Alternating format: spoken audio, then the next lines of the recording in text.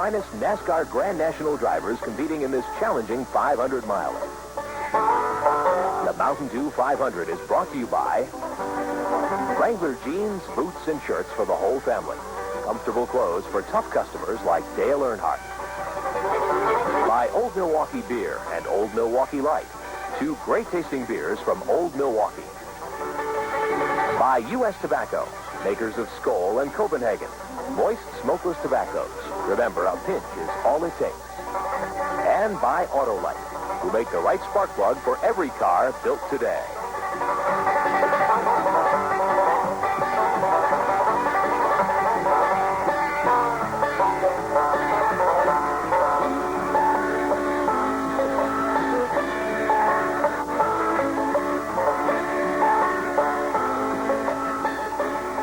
Sun is high over the Pocono Mountains on a gorgeous summer afternoon. Hello, everybody. I'm Dwayne Dow. And how proud we are at the Mizzlou Television Network to be able to present to you on our 20th anniversary a first-class sporting event, the 9th annual Pocono Mountain Dew 500, featuring the greatest Grand National stock car drivers in America. Darrell Waltrip has won 6 Grand National stock car events up to this one. Bobby Allison has won 4, including the spring race, which we hope many of you saw right here on the Mizzlou Television Network, emanating from Pocono. Who will win the checkered flag this time? Oh, there are many, many candidates. It'll have to be a fast car and a driver with great skill. And to tell you more about it, let's go to our play-by-play announcing team. Come on in, Rick Benjamin and Dick Brooks. Thank you, Dwayne Dow, and good afternoon, everyone. Indeed, a picture-perfect afternoon here in the Pocono Mountains at Pocono International Raceway. Huge crowd on hand, and they are expecting 500 miles of fender-banging Winston Cup Grand National stock car action, the kind of racing we've seen all season long on this Winston Cup Tour. It's been very competitive. Bobby Allison won the first race of the year here a couple of months ago. We'll see if he can make it 2 straight. To work with us on the telecast today, we'd like to welcome a true veteran of the Grand National Wars from Porterville, California, great driver Dick Brooks. Dick, it's good to have you with us. Well, I'm just tickled to death to be here. I'll tell you, this weather is so great, and it's a beautiful sight up here from where we are. I've generally been on the track, you know, and you're going around down there with all the dust and the smoke, and you sit up here in a pretty clear weather and look out over the mountains, and I'll tell you, it's a treat for the people, and it's certainly a treat for me. All right, we're looking forward to seeing some great racing action out on the Speedway. We'll be back with that event right after this. We're back at the Pocono International Raceway, and with me is Dale Earnhardt, Grand National Champion from 1980. Man will start in the 4th row on race day. We're going to take a look at the Wrangler time trials. And Dale, how about the weather conditions and the track conditions here at Pocono? Well, the weather was really cool to start with at the early point of the qualifying stages, and it got hotter as it wore on, so, you know, the guys who went out early had a better chance of setting on the pole. Of course, you know, there were a few surprises in it. Well, Dale, let's you and I and our fans on the Mizzlou Television Network take a look at those Wrangler time trials. Qualifying started shortly after 11 a.m. and one of the early qualifiers, a 4th car on the track, driven by CALE Yarborough, who turned out to be the fastest man of the day at 150.764 miles an hour. Yeah, CALE was not in practice, didn't run as fast as everybody else did, so he really wasn't one to be beat. And he went out and set the fastest time, so he was a really big surprise over everybody else. His car worked real well all morning, but they never seemed to get up to speed. So they changed the engine right before qualifying, and I think that made the difference. CALE Yarborough a couple of years ago, Dale Earnhardt, set the Pocono record in qualifying. He did. So, you know, that's why everybody couldn't understand he wasn't running as good in practice. And then they made that engine change, so it must have been the engine that was the problem, because he just went out and really set a lap that couldn't be beaten. Fastest qualifier for the Pocono Mountain Dew 500, CALE Yarborough. And here is the second fastest qualifier. 2 cars after CALE went out. Out went car 33, the Skoal Bandit Buick driven by Harry Gant, who qualified right behind Yarborough at 150.306. Harry had a real good lap. He was a little squirrely on the racetrack at certain places. The car looked a little loose, but he was really running fast in practice, and looked like, you know, one to be on the pole, one of the 3 that was running fast, and you know, he was really looking good. So I would thought Harry or, you know, one of the other guys that were running fast would have been able to sit on the pole, but you know, like I said, CALE beat him, and just right there he got a little loose coming off the 4 for the white flag, and he still ran a good lap, so, you know, the car was really running good. Ricky Rudd out of Chesapeake, Virginia, went out late in the morning. Rudd's car was the 25th onto the track, yet he qualified third fastest at 149.726 miles per hour. I think if Ricky would have been able to go out earlier, he might have been able to, click off a few better 1000s there and beat CALE, but, he had to go late in the day and the heat got hotter, the track had got hotter, so it made a little bit of difference. I think maybe 2 tenths or so. So Ricky was, really running good in practice, and everybody was looking at him to be one to beat him, and Harry Gant and Bobby Allison, I think, were the fastest in practice. And Ricky, I think, would have sat on the pole if it had been earlier in the morning. That's the way things go. And the fourth fastest qualifier, Bobby Allison. Allison was the 10th car on the track in the morning workouts in the morning qualifying. Allison qualified at 149.721. Well, he was the fastest on the first practice day on Friday, and everybody was talking about, he would be the one to beat, and everybody was trying to get running fast as he was running.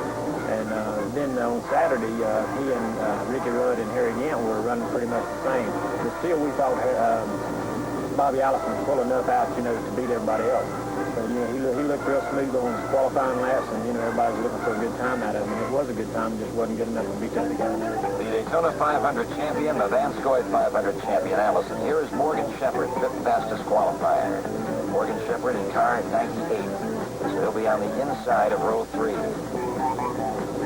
The sixth fastest qualifier on the outside of row 3, Tim Richmond. Already he's won a Grand National event this season in California.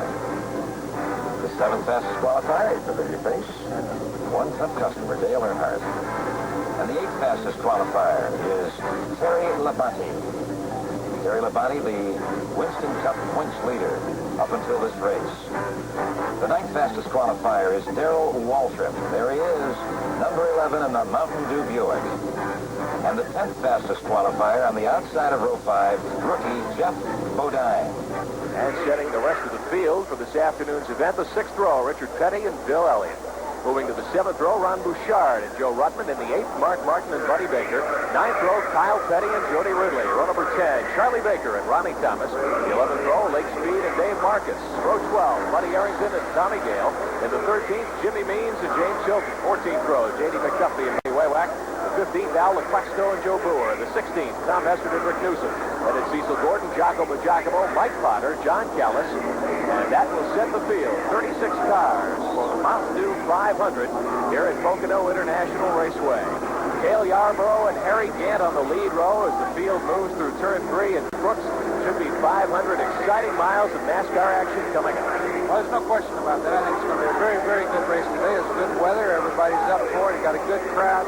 And I think that they weren't expecting Cale to do what he's done, so they're going to try to beat him to the line. Green flag waving from Richard Meeks of Westchester, Pennsylvania, the winner of the Mountain Dew 500 sweepstakes. He guessed the pole sitter as Cale Yarborough, and the 1982 Mountain Dew 500 is underway.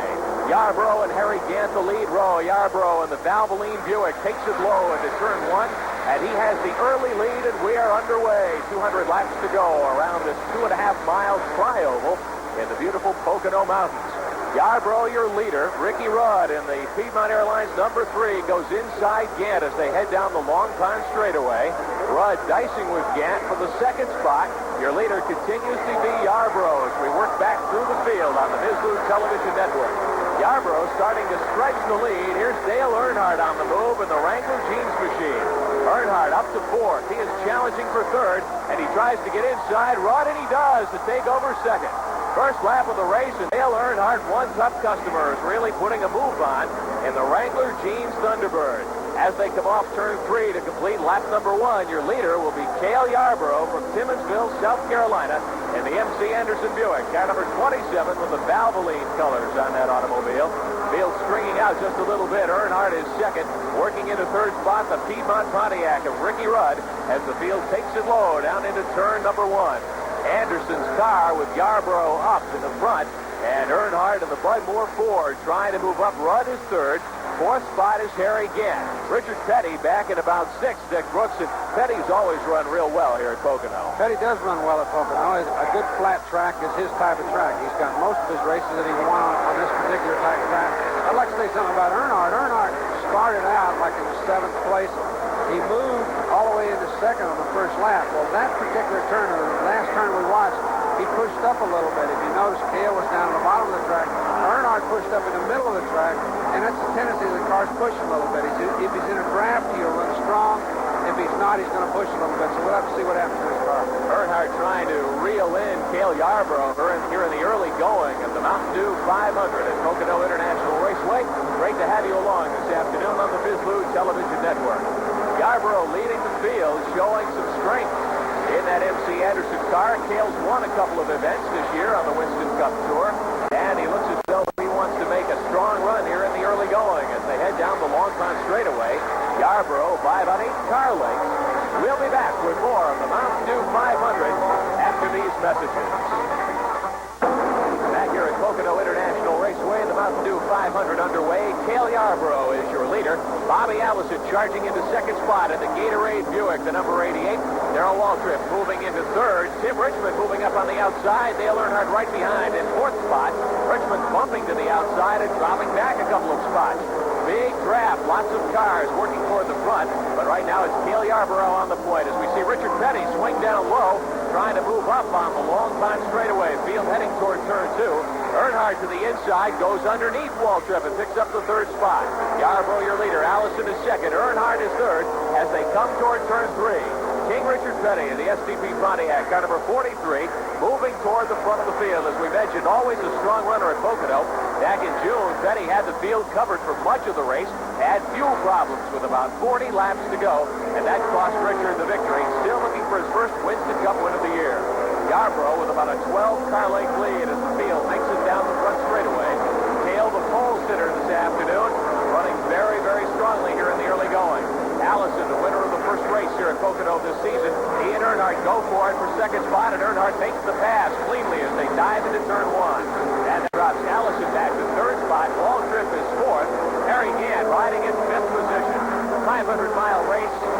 First car is out of the event this afternoon. Dwayne Dow in the pits with Tom Hessert, our first casualty. Well, rookie Tom Hessert is the first man out of the race. Tom, what happened? It was pretty bad. I was going around the turn. The car was feeling well. I felt very comfortable. I wasn't worried a bit. And somebody dropped some oil back on the straightaway on the back part in the third turn, and I lost it right there. Welcome to big-time stock car racing. Yeah, I thought I was going to make it a lot longer. I'm a little disappointed, but everything will be fine. Do it again. We're going to hear more from Tom Hessert. Oh, definitely. This is only once. I'll go out and practice some more, and I'll be in the next one. The 35 cars are still in competition around this 2.5-mile speedway. Tim Richmond in the JD Stacy Buick running in sixth spot right now. Richmond with one GN win under his belt already this year, showing a lot of promise. Field entering turn 1. Earnhardt in second spot. Bobby Allison is third. Waltrip running fourth. Harry Gant fifth. Richmond is sixth. Leaders taking a very low line through 1 as they head down the Long Pond straightaway. Cale Yarborough, your leader. We had a chance to talk to him about the drama of his pole run yesterday.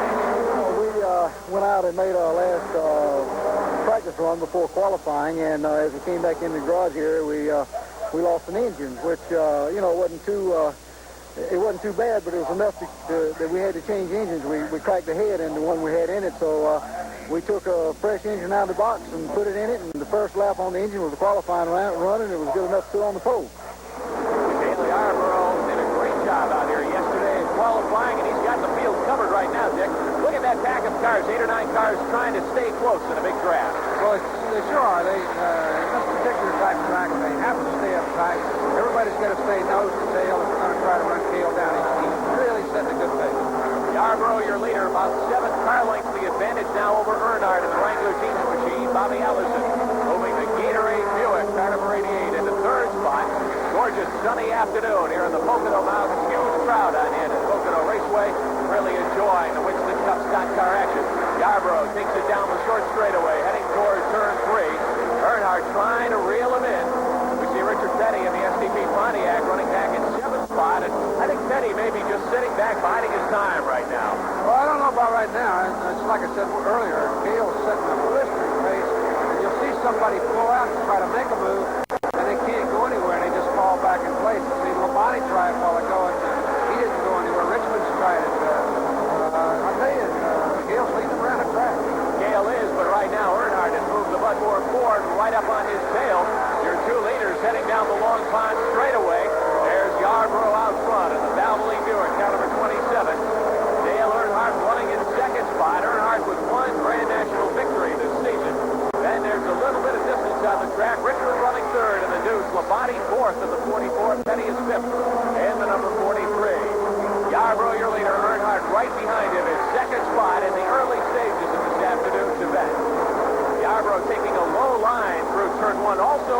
two. Is that the best way to get through two, that tunnel turn? The best way in Pocono, all the way around the racetrack, is down on the inside. You see Petty just slip down to the inside.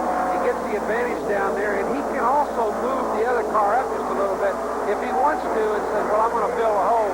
He puts him up toward the wall, and the other car can't do anything about it. Yarborough, your leader down the main straightaway. Earnhardt tried to make a move to the outside that time, but they came off three. We saw CALE jockey low down the main chute. Well, I think, again, that Earnhardt's car, I think, is a little bit tighter.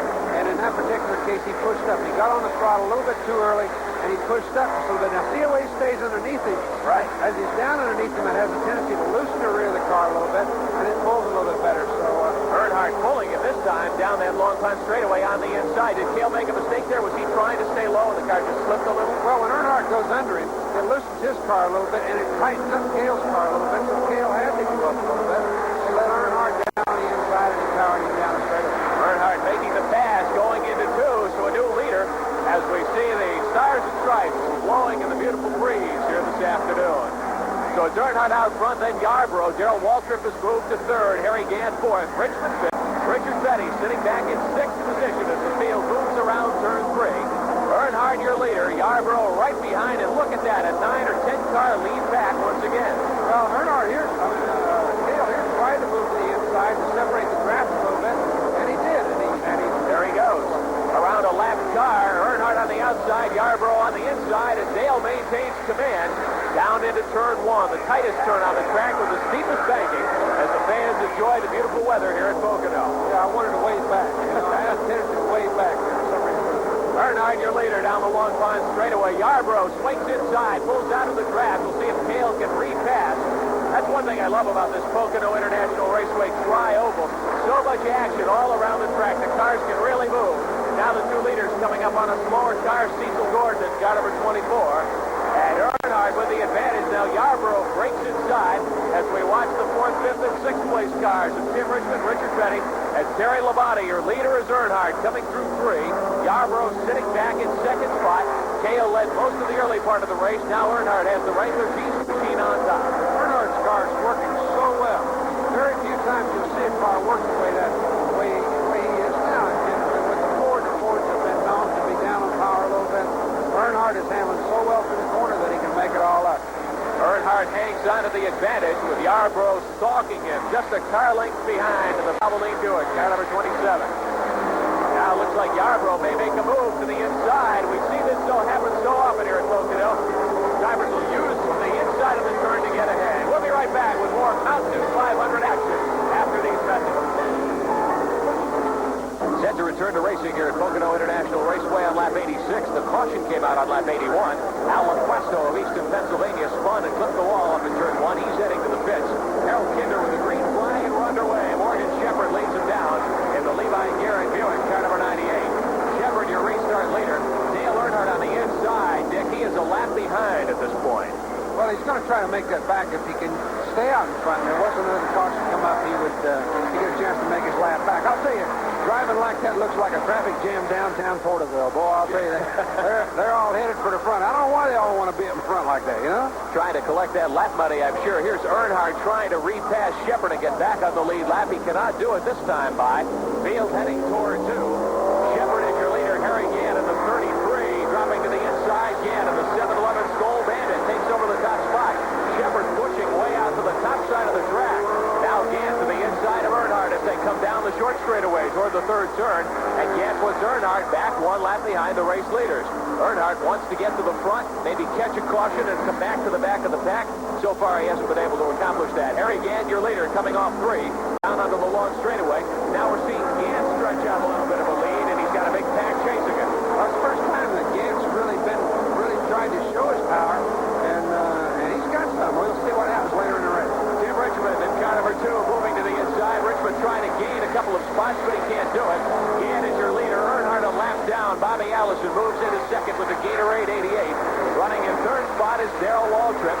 Gant your leader, stretching out the advantage, heading down the long pond straightaway. Earnhardt trying to stay with him. Dale hoping to get the Jeans machine back by Gant and get back on the lead. Labby makes a move for it as they go toward the tunnel turn. Earnhardt down on the low side of the raceway. He and Gant door to door. Now we'll watch Allison make a move on the inside. Allison in the Gatorade car moving for the lead. He runs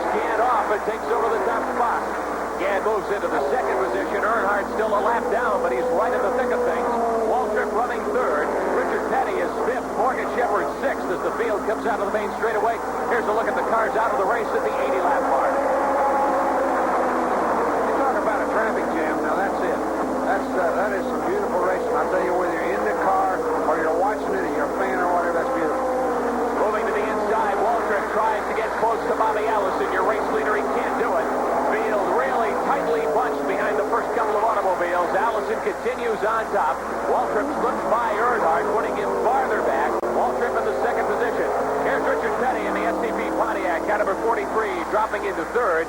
Petty really hasn't shown a whole lot so far. He seems to be holding back a little, Dick. He's right up front, but he hasn't made a move to the lead yet. He's made a pass a time or two that showed that he had some good muscle. He's good in traffic. I think the car's working well for him. I think he's going to show us a lot before this day's over. Allison on top, Waltrip second as they run a tight draft down the short chute, heading into three as we see some pit action. The CALE Yarborough crew getting set with some new tires for their driver. CALE a little off the pace right now. He led the early going. Allison still on top. Waltrip swings inside as Morgan Shepherd dives for the pits in the Levi Garrett number 98, the Benfield racing car. We see Allison still your leader. Field charging down the main chute here at Pocono, heading toward one. And Shepherd quickly, the chute crew, jumps over the wall, getting set to throw some outside tires on the 98. This Buddy Perry-led crew is doing a nice job. He's got a flat right rear. I thought I seen him go high in the turn back here a while ago. He's got a flat right rear is the reason he came in. All right, so Shepherd will be on the track shortly. Petty with a big move to the inside, trying to break the draft. We see Shepherd out of the pits, and Petty charges to the lead as they come toward turn two. That's the first time that he's really showed his muscle like he was going to try to lead the race, and he certainly can, so he's going to be around. Petty trying to break a bad streak. It's been almost a year between Winston Cup victories for King Richard Petty. His last win was last August up in Michigan. Petty now on top here at Pocono. He gave it a great run back in June, had gasoline problems. He was battling with Bobby Allison for the lead in the late stages and ran out of fuel. Junior Johnson, the crew chief for Darrell Waltrip, the 1981 Grand National champion, looking things over. Here's Waltrip swinging to the inside, making a bid on Petty as they come down the main chute.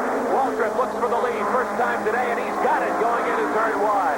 Darrell running very strongly on the speedway now. Let's go pit side. Dwayne Dow had a chance to speak to Darrell yesterday.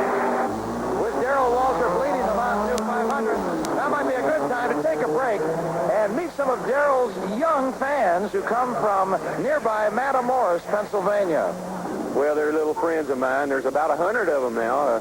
A year ago, a group of about 20 came out, and they called themselves Darrell's Dewdrops, and they're back again this year, a lot stronger. There's 100 kids, and Thelma Shea, Wilma Shea, excuse me, from nearby town here, put together the group, and they called themselves the Dewdrops, and I love every one of them. I thank the good Lord for them. So Waltrip on the speedway doing quite a job this afternoon. Dick Brooks, he won this race 1 year ago, trying to double it up. Well, he is. He's pushing as hard as he can, and it's nice to have nice young fans like that. A bunch of kids around a racetrack is really, really exciting, and to me it is. They just stand around in awe and look it over, and it pumps him up, and he's showing them what he can do. What a great sport it is, especially for the young fans. Waltrip, your leader in the Mountain Dew Buick. Richard Petty running second spot in the STP Pontiac, number 43. Harry Gann moving up to third in the Skull Bandit, the 7-Eleven Skull Bandit, car number 33. Gann has been a leader this afternoon. Right now, he's sticking right behind Waltrip and Petty as the field moves in turn two, heading down toward the shortest of the three straightaways here on the very unique 2.5-mile tri-oval here in Pennsylvania, the beautiful Pocono Mountains. Waltrip out in front, Petty sitting in second spot. Richard running a draft now, saving the car. Do you think that's what he's trying to do, Dick? Well, he earlier was, he'd show a little power or a little bit of muscle in the spot or two, and now he seems to be very content just sitting where he is. Darrell's showing his muscle now. I don't know for sure if he can pull away or not, but I'll tell you, that's three cars up close, and they're really putting on a show for the fans. Three of the strongest combinations in Winston Cup Grand National Racing. Waltrip in the Junior Johnson car, Petty in his Petty Enterprises Pontiac, and Harry Gann in the car out of the Burt Reynolds Chaldean stables, running 1, 2, and 3. Waltrip, a 6-time winner on the Winston Cup circuit this year. Petty looking for his first victory in almost a year. Richard drops inside as they charge toward turn two. Petty wants to lead back, and he's got it. Taking it by Waltrip as they head into the tunnel turn here at Pocono. Harry Gann follows as we've got trouble on the raceway. Alan Wetstow once again is car number 6. That'll bring out a yellow. We'll be back with more from the Mountain Dew 500 after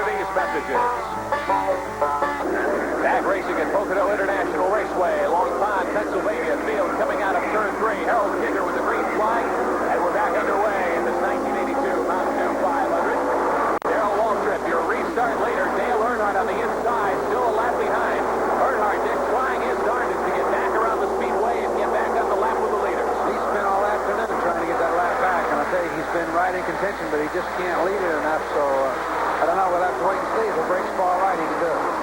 Waltrip, your leader. Harry Gant in second spot. Tim Richmond is third. Richard Petty sits in fourth position. Jeff Bodine, the Performance Connection Pontiac, car number 50, running fifth. Bodine's best show of the afternoon, moving right up with the leaders. Here's Earnhardt low on the speedway going into two. He's by Waltrip. So Earnhardt, at least for the moment, back on the same lap as your leaders, although almost an entire track behind them.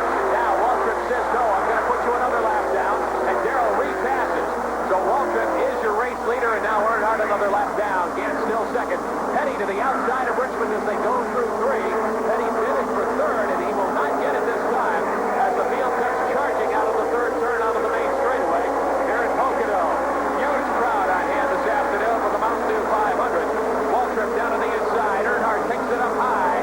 We'll see if Dale can make a move going into one, but he will not have enough this time around. Waltrip, last year's winner of this event, still out in front. Gant riding second, the 7-11 Skullman, and Richmond third. Petty is fourth as the field heads down the long pond straightaway on a gorgeous sunshiny afternoon. Tim Richmond, Dick, is the only driver in this lead pack who hasn't yet had a turn at the head of the field. Well, he's tried a time or two. He keeps busting out in the middle of the straightaway, and he just can't seem to put it together all the way up there. I tell you, it's some awful good tight racing. If we don't see somebody bump somebody or bust somebody in a minute, this is going to be America. Harry Gant made a move going through the tunnel turn. Gant takes over the lead. Gant went by Earnhardt. Gant went on the outside this time. It's the first time we've seen someone do that.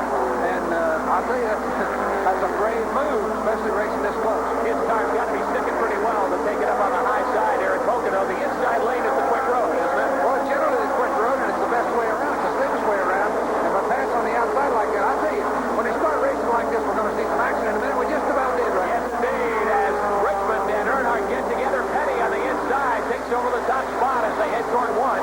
Here we go on the replay. Let's take a look at how Petty makes the move. You see Earnhardt and Richmond rub together right there on the Bislu-Weiselite. And just about getting Gant into it. That leaves Petty way down on the inside, and Walter's sitting back there looking, well, what's going to happen? Where do I go now? There's so much room on the main straightaway here at Pocono as we watch Petty take over the advantage going into two. So much room. That track is so wide that there's room enough for everybody to get through safely. Petty your leader heading down the short straightaway into turn three. Richmond in second spot. Waltrip third. Harry Gant in fourth position. Earnhardt on the speedway in third spot right now as you see it there, but he's still a lap down, still trying to work his way back around to the rear of the field. Petty leads them off three as they come down the main straightaway. This time, Dick, everybody in single file as they come down. Well, they may bust out just a minute. They're catching up in a draft. At the end of the straightaway, they gain a little bit. There comes Earnhardt out again. I noticed Earnhardt hit the grass on the tunnel turn back there a minute ago, so he's really, really trying. He is charging hard, trying to come around and get on the lead lap as we watch some of the pit action here at Pocono International Raceway. Richard Petty holding the advantage in the 1982 Mountain Dew 500. Petty your leader. Tim Richmond in the JD Stacy Buick running in second spot. Third right at the moment is the 11 with Darrell Waltrip as they steam down the long pond straightaway toward turn number two. And Petty, who had the field covered back during the race in June, really has the advantage right now. He seems to be getting stronger and stronger and stronger. He was awful good in the early stages of the race in the traffic, handling it through traffic, but he didn't lead so much. Now he seems to be able to lead with comfort. Do you think he's showing everybody else what he's got today with the Pontiac? Well, he may be showing himself, too. He may be happy to do it. It's been a long time since he's been this strong, and he's just sitting out there saying, hey, boys, come and get me now. And they're going to try as they come down the main chute. Waltrip brings the Mountain Dew Buick out of line, then decides to sink it back in and stay with the draft. Petty your leader. Earnhardt a lap down, second on the speedway. Richmond sits in second position in the race, third on the track. Waltrip is next. Then it's Gant, Terry Labonte, the current Winston Cup point leader, and the winner of the first leg of the Winston Cup championship run. He's in the fourth spot on the race, and Labonte really has been in the lead pack, but he hasn't made a move toward the front yet. We see Mark Martin in the Apache Stove Pontiac, the 02 in the pits, and apparently he's got some kind of a problem. Ronnie Thomas getting in the race car, Dick. Well, he may be getting hot or something. I don't know. There may be something wrong with the car or whatever. It's awful hot today. We'll just have to see. We're going to get a report on it in a minute. Way down pit side, and we'll see if he can get a word with Mark Martin just getting out of the Apache Stove 02. Mark's one of the challengers for the Champion Spark Plug Rookie of the Year trophy and award. And right now, Martin is the Rookie of the Year point leader. Jeff Bodine's been catching him. Richard Petty still with the lead. Waltrip running second. Earnhardt a lap down as the field moves up on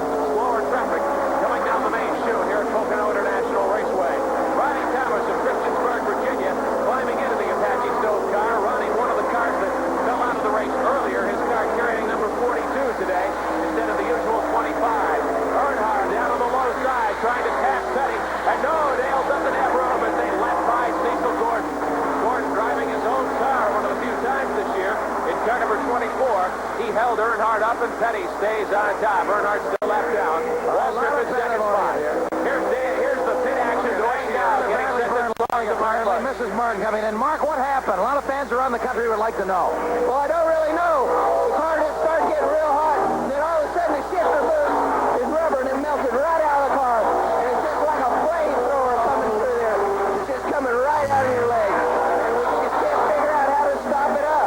Are you all right, do you think, now? Yeah, I'm probably going to have to get back in it because I don't think there's any way he can finish the race. He'll probably be able to make 20 laps maybe. How badly burned are you? I'm not burned. There's more my mind than my body. So that's the word from Mark Martin, the Apache Stove Pontiac driver. And Dickie says it wasn't so much a matter of burns as fumes of things. Well, that's true. I'll tell you, I've had that problem on my mind, too, and after the race is over, you look down and you got a big burnt blister on your leg or someplace, too. So it's, I know what it's feeling like. A lot of other people feel the same way, and it just gets to where you can't bear it sometimes. Richard Petty on top. Harry Gant running second. Waltrip third. They are running very, very close on the speedway. Earnhardt a left down as they go by Rick Newsom, the left car number 20. Waltrip trying to reel in Petty. King Richard now showing some domination as he is pulled away. We see Mark Martin in the pits speaking with one of his friends, wondering how he's doing. We'll be back for more Mountain Dew 500 action after these commercial messages. Back racing here at Pocono International Raceway. Richard Petty, your leader. As we move into the middle portion of this race, the 120 lap standings you see there, Petty in command. Petty moving by the slower car of Charlie Baker. Darrell Waltrip sits in second spot. Harry Gant running third. They are quite a ways behind King Richard right now. Dale Earnhardt fourth on the track, still one lap down, and still trying to get back in contention with the leaders. Earnhardt lost the back bumper off his car a little earlier, but it doesn't seem to be affecting the way he's running on the track at all. Well, it doesn't too much. Generally, when you do something like that, it'll create a little problem, loosen the car a little bit. As we see Jimmy Beans into the pits. You think that might disturb the airflow off the back of the 15 a little? Well, it has a tendency to loosen the rear just a little bit. That doesn't seem to affect him much. Adjusting well for it as Cale comes in. Here's Cale Yarborough of the Valvoline Buick, the MC Anderson car, and he may be having problems as the hood goes up. He was a leader earlier. Yeah, they've been awful strong all day, and now they got the disappointed look. We've been here many times, you know. They put the hood right back down again. Looks like Cale may be out of it. Petty on top. So one of the challengers in the event, Cale Yarborough, the pole sitter, is out of competition as they take that long ride back to the garage area. Tough break indeed for Yarborough. Petty still leading the chase down the main straightaway. And the field stringing out behind him now as we move into the middle point of this Mountain Dew 500 for 1982. Petty way on top as he comes low indeed into turn number one. This has been a very difficult Winston Cup season for King Richard, the all-time Grand National leader, as he clips the grass. We take a look at the cars out of the race, 10 of them gone after 120 laps. Petty continues with a big advantage down the long pond straightaway, and right now, Dick Brooks, he's got to be in the driver's seat. He's getting to the point where if no other drivers take a shot at him, Richard might be able to go all the way. Well, he's done this many times. They got the car Mark Martin back in. Ronnie Thomas is still in the car, I think. There he goes. He's going to go away. Looks like it hosed him down a little bit. It must be just having a heat problem. They must be. Martin, we heard a few moments ago talking to Dwayne down in the pit saying that heat and steam and smoke was blowing through the floorboards of the O2, coming up by the shifter and really bothering him. He wasn't getting burned, I guess, so much as he was having trouble with the fumes. Well, they were spraying water in the car. I'll tell you, sometimes it's good, sometimes it's bad, but when you do that in a hot car... Oh, we've got trouble in turn one. Look at that, two automobiles. That's Dale Earnhardt in the Wrangler jeans machine. As you can see, oil pouring out of the rear of that car. Earnhardt got into it with Tim Richmond in the Stacy pack number 2. Earnhardt upside down, and we'll watch it on the instant replay from our Ms. Lou cameras.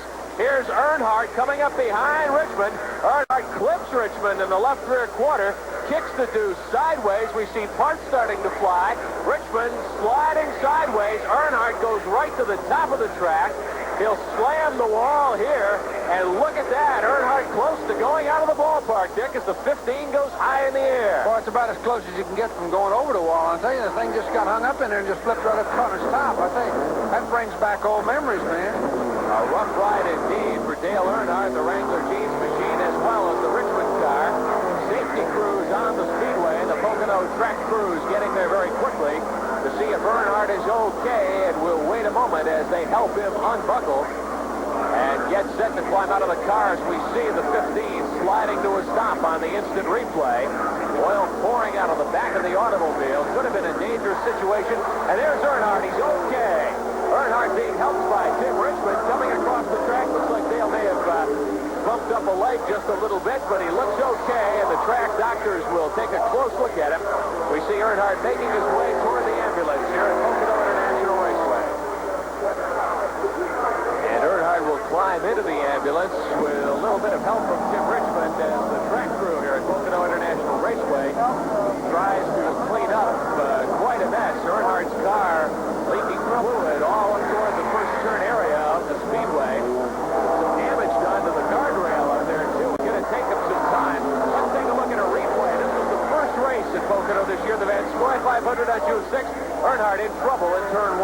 Yeah, same place, about the same situation, except he didn't touch anybody. All he did was touch the corner of Richmond's car, and that turned him back to the right. He wanted the wall, like to knock it down. He knocked a big hole in it. This time, in the earlier race, as we see there, he was able to bring the car back by turning into the skid, just spinning harmlessly down on the grass. Do you think that's what he wanted to do when he got loose? Well, I don't think he wanted that to happen. No, I would say that was not. almost another one, wasn't it? Field circulating under caution here at Pocono International Raceway. The Mazda RX-7 pace car on the speedway as the track crew works, and we see Earnhardt's car in the pits. Let's go to Dwayne Dow. He's got Tim Richmond to talk about what happened up at turn number 1. Well, a disappointed but philosophical Tim Richmond. Tim, I would say the most visual happening today at Pocono. Well, unfortunately, it probably was, and hopefully we won't have another one like that today. What happened? Well, a couple laps earlier, Dale and I had been running together. He was in front of me, and I got by him somewhere on the racetrack. Got in front of him, and we were running fairly decent. I think we were catching maybe Harry and Darrell up there, and Dale had said he had been losing his brakes some of the day. He had to keep pumping them to keep the car stopping, and he said he went into 3 and he started to pump them, and there just wasn't anything there. And what happened, he just hit the back end of my car, which turned me around and turned him around also and sent me into the wall. And I think him too, and it just got him upside down, and it took me a while to get out of the car. And I thought he went over the fence when I got out and looked out on the outside of the racetrack, but he was laying up behind me up towards the end of turn 1, upside down. And You're all right? yeah, I'm fine, and Dale is too. He kind of Charlie horsed his leg and maybe got a little cut, but nothing real serious from what they said in the hospital. I know you're looking forward now to the next one. Yeah, I am. The car doesn't look so good right now. Well, we've got about 7 or 8 more back in the shop that we can use, but... Okay, Tim Richmond, thanks very much. Thank you. And there will be more great racing action here at Pocono Raceway Sunday, August kilometers around this 2.5-mile speedway. Fence needing some repairs in turn 1. Dick, let's look at the replay one more time and see what happened here. Well, I think it happened a little bit like Tim said. I think Earnhardt had a problem, whether it was brakes or not. He got into his side, and when he corrected for it, he turned right into the wall. And as we've seen the picture just before, it liked to knock the wall down. I tell you, anymore with NASCAR's rules and stuff the way they are, and the way the track is, they've got them now to where they hold these cars inside good. And that really shows what it is. And I'll tell you, I'd like to talk about Ms. Lou Network and getting that on film the way they did with their slow motion and their camera. They've done a great job. They sure did. Our camera crews all around this 2.5-mile speedway showing you the action up in the turn 1 wreck. Dale Earnhardt and Tim Richmond. So the Mountain Dew 500 continues under caution. And the pace car out on the speedway leading the field around. We'll be back with more of the 1982 Mountain Dew 500 after these messages. Circling under yellow, looking for the green after the caution flag for the wreck of Tim Richmond and Dale Earnhardt. Both drivers are okay. Harold Kinder with the green flag, and we're back racing in the 1982 Mountain Dew 500. Moving to the outside, gunning for the lead. You've got Waltrip down on the low side of the track. Up on the top side, Bobby Allison and Harry Gant right in there too, Dick. Should be quite a race with 40 laps left. Well, it certainly is. It's just, that's just a restart just like that, this late in the race and what have you. You know, all the top cars are still there. The top contenders are still there. There's still everybody wanting to win this thing. I tell you, they're going to be a problem. They're going to have to make another pit stop. I think they're going to have to make another pit stop before the race is over. They're going to have to run 40 laps, and I don't believe they can do that. Dave Marcus is the only guy that's run that far in this race so far. We'll keep an eye on the situation. Waltrip leader Bobby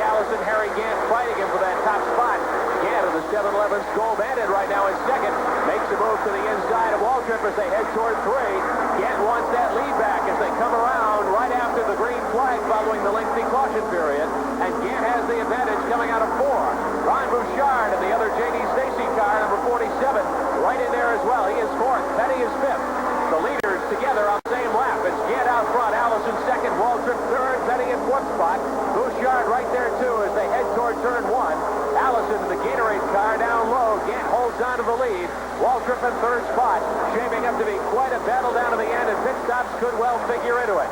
Now Waltrip on top. Bouchard with a nice move in his 2nd spot. Last year's Rookie of the Year. There's Gant out in front. Allison in the 2nd position. Heading down toward the tunnel turn. Now Allison swings inside in the Gatorade number 88. And Allison takes over the lead from Harry Gant going through the tunnel turn. So you've got a 5 or 6 car lead pack up front. Terry Labonte in there too. Waltrip makes a big move to the inside. They're looking like they want to go 3 wide down toward turn 3. Gant out front. Allison on the high side is 2nd. Waltrip is 3rd as we see the cars out of the race after 160 laps. Tim Richmond and Dale Earnhardt, the last 2 to join the list of vehicles not in competition any longer. Field coming down the main straightaway. Harry Gant out in front. Allison in 2nd. 3rd is Waltrip. Petty 4th. Bouchard and Labonte fight it out for 5th spot. Allison wants the lead going into 1. He won't quite have enough this time around. Gant stays out on top. Gant and Allison door to door heading down the Long Pond straightaway. Waltrip is 3rd. Petty is 4th. Allison inches ahead by a bumper as they head toward turn 2. Allison and Gant have really been duking it out the last 4 or 5 laps, putting on quite a... Well, the way they do, when they start running side by side like it down a straightaway, it's like the wake off of a boat. You see it go off a boat, and as one car pulls up into that, the air slows it down, so it gives the other car advantage, and then when he pulls up into the air, it does vice versa, and they swap back and forth. Gant out front right at the moment. Allison running 2nd, Petty 3rd. Waltrip sits in 4th spot as they come off turn 3, getting toward the closing stages of the 1982 Mountain Dew 500, and we're wondering whether the leaders can go all the way on the gas they have. Less than 40 laps remaining, and that is stretching it, Dick Brooks, as far as the gas you use in one of these cars. I don't think they can run much over 36, 37 laps. I just don't believe they can run 40 laps. Allison and Gant side by side into 1. Gant on the high side has the advantage. Here's Petty down low, gunning for the lead. 3 cars in a bunch under a blanket as they head toward turn 2. Allison with a bumper's length advantage right now. Gant takes over the top spot, though, as they go back toward 2. Petty on the inside, swings it low. King Richard Petty and the STB Pontiac takes over the lead. Waltrip follows him in the draft. Waltrip on the Mountain Dew Buick comes through into 2nd spot, shuffling Gant back to 3rd. Great racing, 5 cars in a bunch. Allison is in 4th. Allison drops low. He wants 2nd spot. Petty is your leader. They go toward 3. Allison has to back off. Gant stays in the 2nd spot. Field coming off turn 3. Petty and Gant running 1 and 2. Allison 3rd. Waltrip kicked back to 4th. Then it's Labonte and Bouchard making up the top 6. Petty out front, gunning for his first Winston Cup win of the year. Richard Petty has run strongly all afternoon here at Pocono International Raceway. Petty had the field covered the first time here this year back in June in the Van Scoy 500 that you saw here on the Bisloot Television Network. Petty did not get the win that day. He's made up his mind. He's going to go for it this time. He's got a lead over Gant of about 1 car length as they go down the short, or rather the long pond straightaway toward 2. Petty out in front. Gant is 2nd. Allison 3rd. They come up on the slower car. The 66 automobile driven by Mike Potter from Johnson City, Tennessee. Car down in the infield draft. That's Rick Newsom in car number 20. Newsom does not bring out a yellow. He is back on the track and in good shape. He did a pretty good job of holding that. I'll tell you, it's hard to drive in that dirt. It sure is. It kind of want to get sideways on you, you know, and just start going backwards.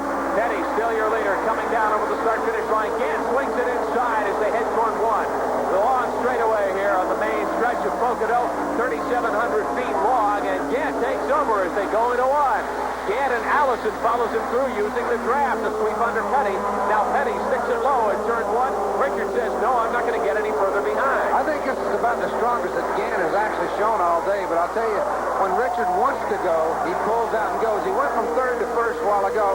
Walter helped him a little bit. Now he's sitting out running all by himself, and he can hold himself out there outside the draft, so he's going to be tough toward the end. Gant out in front. Petty regains 2nd spot, dipping low in turn 2. They go down the short chute, heading toward 3. Moving up on another slower car. Petty working on Harry Gant, trying to stay close to him. Bobby Allison sits in third position.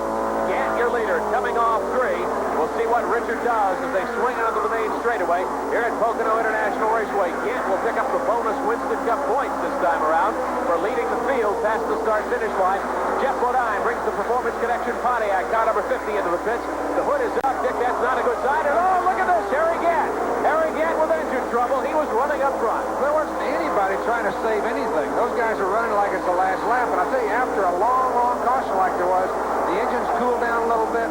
The fuel changes in the car and stuff, and that's when they generally blow up like that. Harry Gant obviously out of competition. Let's go to the replay. We'll see Gant have his engine let go here in turn 3 right in front of Petty. Nice driving there. Boy, you talk about pucker power. Now, Richard Petty's got it right there. Now, see, that's a spooky feeling because they get oil all over the windshield. There's a little water there, and that's spooky.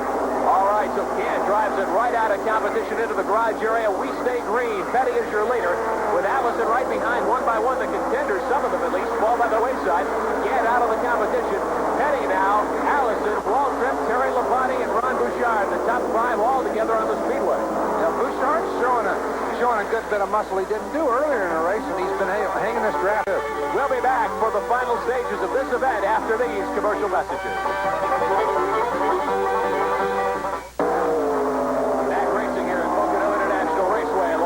Pennsylvania, the 1982 Mountain Dew 500 with King Richard Petty, your leader. Moving into the late portion of this event, Bobby Allison second, trying to chase him down. Darrell Waltrip in the Mountain Dew machine in third spot, all on the lead lap. Terry Labonte, Ron Bouchard following close behind. As the field moves down the short straightaway toward turn number 3, Petty trying to shake the bugaboo. Richard, he has been a long time between drinks at the victory fountain. Yeah, what's the bugaboo? The bugaboo that he has not won a race in a long time. Oh, that's the bugaboo. That's the one. Yeah, well, it has been a long dry spell, and I tell you, they really need it, and I'm sure they're going to try to get it. All of Level Cross rooting him on this afternoon as Petty leads the charge into turn number 1 here at Pocono. Petty in that STP Pontiac has run very strongly. He's been able to run up front just about any time he's wanted to this afternoon. For the later stages of the race, he's almost dominated the front place. In fact, there's times it looks like he can get away a little bit. And then a couple cars will hook up and he'll catch back up. But he's got a couple of car length lead right now over Allison and over Waltrip as we see Labonte run in the 4th spot. Bouchard sitting in 5th position. Lots of lead changes. 11 different drivers have been out front today. And we've had 41 lead changes to this point, closing in on the Pocono record. Petty still out front. Allison and Waltrip hooked up nose to tail, trying to chase down King Richard as we move into the late portions of the 1982 Mountain Dew 500. And again, we're wondering what the gas situation is as the field comes around to move over the start-finish line. We see Bouchard, Duane Dow standing by in the pit area. Duane trying to find out exactly from some of these crew chiefs what the situation might be on gasoline as we move into the late stages of this event. We have Johnny Hayes, who's director of marketing. Johnny, is that right, for the Skoll Racing Team, Skoll Bandit Team? Johnny, we know that Harry Gant blew his engine after doing so well. Were you going to try to make it the rest of the way without any further fuel stop? Yeah, we had timed it. We could go the rest of the way. That wasn't a problem for us. And you were running right up toward the front all day? Yeah, he ran real good all day. We were really pleased with the way he was running. Travis Carter had the car running super. Well, Dick, there you heard it from one of the members of the Harry Gant team. They thought they could go the whole way on the fuel they had after that caution. well, I tell you, I'm not a crew chief, and I guess I can make a lot of mistakes, but I don't think they can do it. I don't believe they can run that far. Well, we'll wait and see. I think all these crews have to be hoping that they can finish up the race. At least not legally run that far. Sometimes there's a little added, there's a little extra. Some of those cars get some awful good mileage. I kind of got a feeling that Junior's car might go that far, and there might be a couple others, but I think Petty will pit early. They just generally pit a little bit early anyway on gas, and we'll just have to wait and see. But Bobby Allison, we'll wait and see indeed. Bobby Allison makes a move on Petty as they go toward 1, and Allison repasses to take the lead. Now Petty says, no, I want to stay out and run myself. Richard drops down low, coming out of 1. Petty on the inside as they charge down the long flat straightaway. Here's Waltrip to the inside, going 3 abreast. Look at these 3 Winston Cup stars go 3 wide, charging toward 2. Waltrip on the inside takes over the lead. So Waltrip back out front for the first time in quite a while. Darrell Waltrip, your leader. Petty now back to the inside as the 3 lead cars shuffle it up. Petty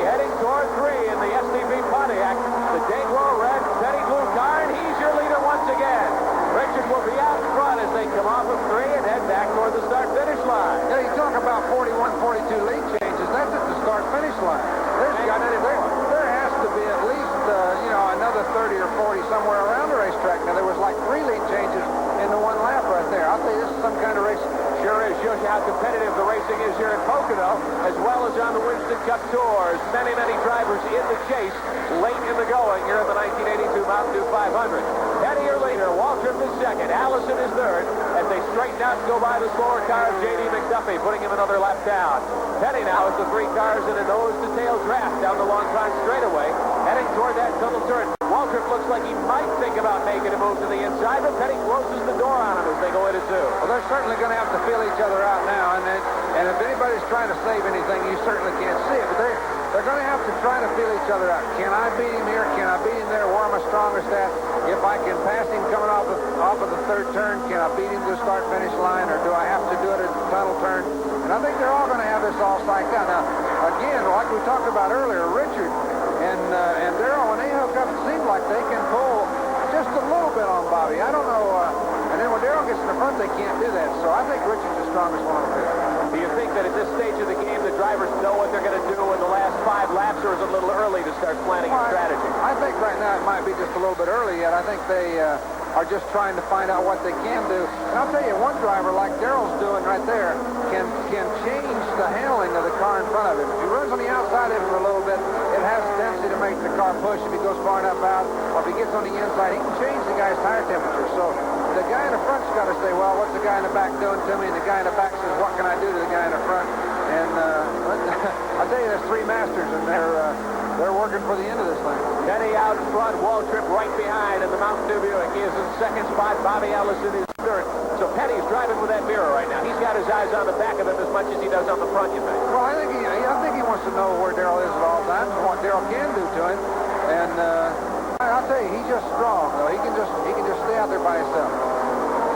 Petty's crew looking on as Richard leads the 1982 Mountain Dew 500. Beautiful weather here in the Pocono Mountains today, and a great place to come and spend some vacation time. Lots of fishing, lots of camping, anything you'd like to do in the summertime. Well, this is the honeymoon capital of the world, you know, so if you're getting married tomorrow, come on over, you know. This is the place to be. There's a lot of honeymooners out here. Lots of folks enjoying the action at Pocono International Raceway. Richard Petty, your leader. Waltrip in second. Allison third. It has boiled down to these 3 Winston Cup standouts as Mark Martin's car, the O2, comes back in. Ronnie Thomas driving in relief for Mark. Thomas taking over because, as we heard earlier, Martin overcome by the fumes in the car. Lots of fumes blowing back into the cockpit today. We see Petty still on top. Waltrip in second spot. Allison in third, as the Mark Martin crew sends their relief driver back into the chase. Petty hanging on. Now Waltrip moving inside. Is that a move by Waltrip to try and alter the handling of Petty's car, as you mentioned? It looked to me like Waltrip actually tried to set him up or tried to pass him and couldn't do it. I think that Richard is just is too strong for him to handle right now. Now Bobby and Waltrip, they both get together and they pull a good draft. They get a little shot coming off a turn. I think both of them could probably handle him, but one-on-one, I believe Richard's got him. Now, it's still going to come down to this fuel thing. We're going to have to see at the end who's going to win this race, because I think they're going to have a fuel problem. Well, it appears as though all 3 crew chiefs are hoping to go the rest of the way. Nobody's made a move for a pit stop yet. And the race winding down, you'd think if anybody was planning a stop, they'd want to make it now so they'd have a chance to catch back up again if they have to do it under green. I really doubt whether one person will plan over another. I think that one of them will all of a sudden go in the pits and the other ones will follow him in, or they'll all stay out until they feel a little flutter, or they feel sometimes the car will flutter just a little bit coming off the turn or at the end of the straightaway. And I think somebody's going to hunt for that. And if they don't do it, if one guy goes in and the rest of them make it, well, he's lost. So. Petty way down low in 1. Still your leader. Waltrip second. Allison third as they lap by some slower traffic. The 19 of Charlie Baker, Grand National rookie, making his first Winston Cup start today. He's a truck driver. He'll be one of those truck racers you'll see here at Pocono on August 29th. Petty on top. Waltrip in second spot. As we move through 2, we'll be back here at Pocono after these commercial messages. Back racing at Pocono International Raceway. Dick Brooks as we move toward the end of the race. Richard Petty out in front. Darrell Waltrip sits in second spot. Third is Bobby Allison. 3 of the heavies of Grand National Racing in contention for the victory here at the 1982 Mountain Dew 500. Petty leads him down over the start-finish line. And now we'll wait to see what happens with this fuel situation. The drivers have to be thinking, can I go the last 20 miles or so? Well, there's a lot of strategy going on. There's guys in the pits that they've thrown away their pencils and pads and they've got out the computers, everybody seems pretty confident they can do it. Well, We'll see what happens. Petty, your leader, going down the long pond straightaway. Waltrip right behind in second spot. Bobby Allison a little further behind. You mentioned that Allison, or rather Petty and Waltrip, were able to pull away from Allison. Seems like they're doing that right now. when Petty's in front and Waltrip hooks onto him good and tight, they can get away from Allison just a little bit. That's what they're doing right now as they go through the tunnel turn. We see Ronnie Thomas back in the pits and the Mark Martin car, the Apache Stone's Pontiac, trying to cool him down again, and Thomas away, back into the chase. Thomas driving in relief. Petty your leader. Waltrip sits in the number 2 position. Allison, a couple of car lengths back in the Gatorade car, is third. Kyle Petty in the pits. He apparently ran out of fuel, had to get a push in, and he's getting a can of gas dumped in by the Haas-Ellington crew and back on the speedway. Yeah, finally got it started. I'll tell you, these guys during that long caution really packed in the fuel. They tried to anyway. Some of them didn't quite get enough as we see the lap 190 standings with Petty your leader. 10 laps to go at this point. Petty maintains command. He and Waltrip drop down low on the speedway into turn 1. Petty has led an awful lot of this race today, bidding for his first Grand National win of the year and his first in almost one full calendar year, going back to last August up in Michigan. Petty leads him down toward the tunnel turn. Waltrip right behind him in second spot. Waltrip's in good position. Can you slingshot? We hear a lot about slingshotting as Waltrip makes a move down that short straightaway. Well, there's a little bit of a slingshot factor. It's not like it would be a Daytona Talladega. Something's happened to Richard. All right, Richard has run out of gas, I'll bet you. You think so? Waltrip takes over the top spot. Now Allison slides by, too. Bobby wants the second position as they left by some slower traffic. That shuffles Richard back to third. He doesn't seem to have slowed down too much. As the leaders work up on some lap traffic here, we'll see what happens. Your new leader, guy number 11, Darrell Waltrip in the Mountain Dew automobile. Well, the way he slowed down, I thought he probably had a fuel problem. Sometimes, like I said earlier, the car will flutter just a little bit, and it'll scare you. First of all, you need that power when you're in the turns to drive the car right, and he's backed off. He's having trouble, definitely. The car has fluttered on him, and I bet he comes in. We'll wait and see. Waltrip, your new leader. Allison second. Petty dropping off the pace in third. Richard trying to hang on to the 2 leaders now and get a tow. We'll see if Petty makes a move toward the pit. Last few laps of this 1982 Mountain Dew 500. And now you can see Waltrip and Allison pulling away from Petty down the short straightaway heading into 3. This puts Waltrip in the catbird seat with just a few laps to go. So Waltrip comes off turn number 3, still out in front. Allison second. Petty several car lengths behind in third. Dick, now he's really going to have trouble catching up to those leaders, don't you think? Well, I think he is. I don't know. He can pull them while they go. I think he gets back up all right, but I think he's got a problem with his car. I just can't believe that this time of the race that he would fall off like that. Could he be cutting? Could the fuel supply be cutting in and out of the turns with him? I think it is. I think what's happening is he comes up off the turn. He doesn't have all the power. I think things fluttered on him a little bit, and he's trying to make a decision of whether he needs to go in or try to go ahead and run it, you know. So the other 2 cars are still running. He figures he should too. Waltrip and Allison lead it 1 and 2. Petty closes right back in. Richard trying to break the jinx and pick up his first Winston Cup win of the year. All 3 drivers probably on the radios to their crew chiefs, figuring what the situation is with just a few laps left in the 1982 Mountain Dew 500. Darrell Waltrip has the advantage. Allison running second spot as they go through 3 and head down the main straightaway. Petty in third position here as they move down that long straightaway. And what's this? Petty falling behind. Richard dives to the pits. Well, I just thought he was, and we talked earlier, he can catch right up too, so I think he'll just take gas and go. I'm sure that's all they're doing. A couple of gallons of fuel. Petty in the pits for only 2.5 seconds. As you see it on our mid-blue clocks as Petty makes a late pit stop. Unless there's a yellow, I don't see how he can catch back up to Waltrip and Allison. And Allison has moved back into the lead now. Allison has taken the lead while Petty was in the pits. Well, I just don't think that, I don't know. You know, I might have it all wrong, but I think they're going to have to stop. I think Petty done right. Petty's back on the racetrack. Now he's got the advantage. They're going to have to stop, or I think they are anyway, and that's going to put him where he wants to be. Richard knows he can go the rest of the way. Allison and Waltrip haven't stopped yet. They're your 2 leaders. Allison in the Gatorade 88 out front. Waltrip, the Mountain Dew number 11 in second spot. Petty half a track behind in third after a brief fuel stop for just a couple of gallons of gasoline as the race winds down.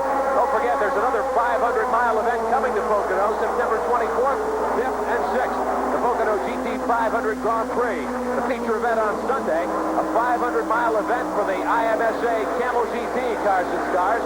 Same cars you see in Daytona and all around the United States in the Camel GT circuit. Allison, your leader. Waltrip in second spot. Heading quite a ways behind now in third. A tough break for Richard if he doesn't get a chance to catch up. He led for so much of this race this afternoon. Here's Allison out front. Waltrip trying to sneak by him as they head toward the tunnel turn.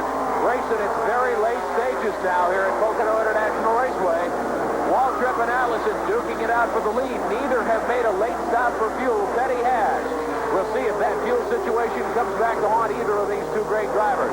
Allison, the winner of the first Pocono Grand National race, the Van Scoy 500, back in June, trying to double it up here at Pocono. He also has doubled this year at Daytona, winning the Daytona 500 and the Firecracker 400 back on July the 4th. So it's Allison, your leader. Waltrip in second. Petty quite a ways behind third. LABONTE is fourth. Ron Bouchard is in fifth position as the field heads toward turn one, looking for 2 laps to go. Allison and Waltrip door to door. Allison has the lead. Waltrip on the inside could not take it away from him as they head toward the tunnel turn. Is it strategy time now, Dick? Well, I don't think that's strategy. I think Waltrip give it a try, and Allison running him in the grass. He says, man, you're going to get by me. You're going to have to go someplace other than right here because I won't put you in the lead. On Pocono Speedway, if you are going to lead, you want to be out front right now? Well, I think so, yeah. I think that makes the other guy have to pass you, and I believe I'd rather be in the front. Allison is that point sitter right now. He's out in front. Waltrip in second. Here's LABONTE. Petty quite a ways behind. Coming down the main straightaway. Allison to the Diagard 88. Harold Kinder in the flag stand has the white flag waving. 1 lap to go. 1 lap to go for your leaders, Bobby Allison and Darrell Waltrip.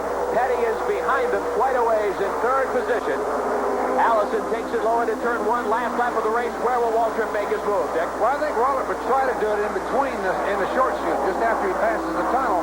I think that's about his best shot he can do, get underneath him going into turn. And what's going on? Waltrip is slowed down. Darrell wiggles the car, trying to get some fuel. I think you may be right. I think Waltrip may have run out of gas as they head toward the tunnel turn. Allison now stretches out to a huge lead. Yeah, Allison says, I told you, boys, they got the biggest tank. And he's got it this time. Junior's car usually gets great mileage, but Allison looks like the driver who's going to go all the way for the victory. Well, that's something. The crowd's going crazy, I'll tell you. I'm pretty excited myself. Well, quite a race we have seen this afternoon here at Pocono International Raceway. And Allison will cruise around 3. Bobby Allison in the Gatorade Diagard Buick, car number 88, waves to the fans. Allison will take the checkered flag from Harold Kinder, and he has won the 1982 Mountain Dew 500 on Harold Waltrip. And look at this, Waltrip getting a push. I don't think that's right, do you? That's a no-no. You can't do that. You have to finish the race under your own power, and you can't be pushed across it. He can be pushed back into the pits, but he has to be running when he goes across there. So that might hurt Waltrip in the final rundown. Your winner, Bobby Allison, and we'll be right back for the victory celebration. Quite a mock scene in Victory Lane here at Pocono International Raceway as the fans greet Bobby Allison, his second win here of the year in 1982 in the Gatorade Diagard Buick number 88.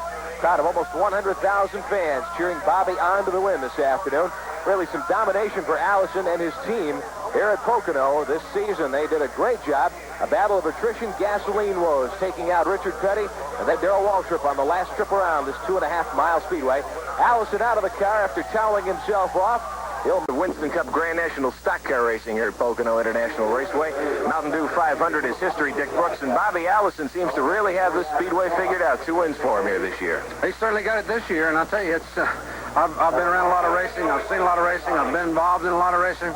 I've never seen one better than today. The weather was perfect. The crowd went crazy. And I'll tell you, these people up here just enjoyed this, and I enjoyed watching the race, and certainly enjoyed working it. And it boiled down to 3 of the real stars of the sport at the end of the race. Allison, Darrell Waltrip, and Richard Petty. Couldn't ask for anything more than that. Well, you know, it generally comes down to some of the old-time people in racing, and it certainly did today, and they just done a heck of a job, and I'm glad to be a part of it, and I was glad to be here. Myself included, and we're looking forward to coming back here next year, hopefully, when these cars will be back on this 2.5-mile tri-oval for a couple of more Winston Cup Grand National races. So, great afternoon. We hope you enjoyed the program as well. We'll see you next time.